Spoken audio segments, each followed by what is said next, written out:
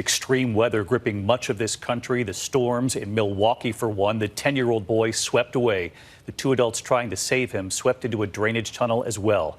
They have found the boy's body tonight. Also, the emergency inside Yellowstone Park, the home plunging into a river, they say because of unprecedented flooding, because of the rain and snowmelt. And across this country tonight, more than 100 million Americans under alert for record-breaking heat from California to Texas, from Chicago to the East Coast. The stunning images tonight from Gardner, Montana. This home swept away by the rushing Yellowstone River. The view from the other side of the river tonight, the foundation you can see gone there. That house slips into the water and is just swept away. Bridges and roads gone across the area. Many families staying in the park. They were forced to shelter in place. The images of the treacherous route through a rainy Yellowstone National Park. Rocks falling on a car. That heat also fueling severe storms pummeling Chicago and parts of the Midwest, a damaging supercell traveling more than 100 miles. And as I mentioned, in Milwaukee, the search after that 10-year-old boy and two adult men, they were all swept into that drainage ditch as heavy storms slammed the area overnight. And now tonight, the dangerous heat is spreading from Texas up to the Great Lakes and across to the east. In some areas, the heat index, the feel-like readings from 100 to 115 degrees.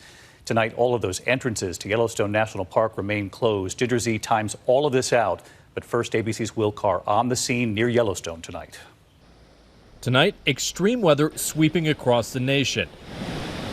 In Montana, fast-moving floodwaters causing this catastrophic damage in and around Yellowstone, whisking away a shed, and then this massive house crashing into the current a few hours later. River dragging it downstream. My grandparents were saying it's the highest it's been in about 100 years.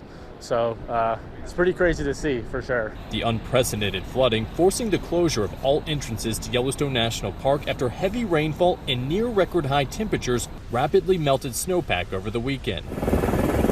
Parts of Highway 89, the main road on the north side of the national park, washed away. Whoa.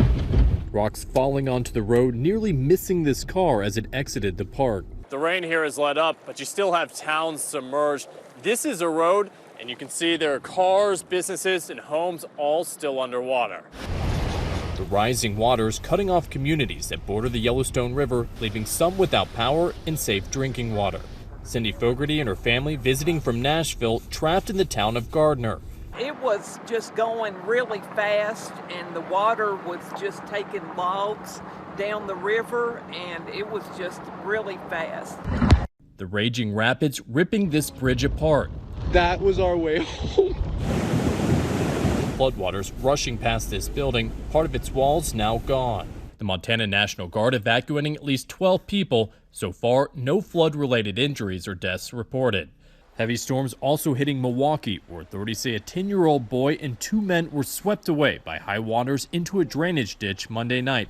Authorities locating the boy's body late today. They're still searching for the two men. Swift water moving into an enclosed space in those tunnels provides us absolutely no opportunity to conduct some sort of rescue opportunity. We are conducting a recovery operation at this point. And from the Great Lakes to the southeast, extreme heat expected to break records this week. I am burning up. It's 110 out here, and I'm too old to be sitting out here. In Odessa, Texas, where temperatures hit 100 degrees today, residents now under a boil water notice due to a major water main break. Demand for power in Texas surging to an all-time high earlier this week. Energy supplier ERCOT says so far they've had enough supply to meet demand. Back in Montana, the flood's striking just as the summer tourist season picks up. Tonight, the road to Gardner reopened, and Fogarty's family, along with hundreds of tourists, the first to leave. It's sad that the people, some of them, they lost their home, and it's just sad what all took place. But I think it's a small town, and they will come together and help each other. I'm sure they will. We're thinking about that community and so many others dealing with severe weather across the country tonight. And Will, I know many families just now getting out of Yellowstone. We've seen the line of cars. Any idea yet when Yellowstone reopens?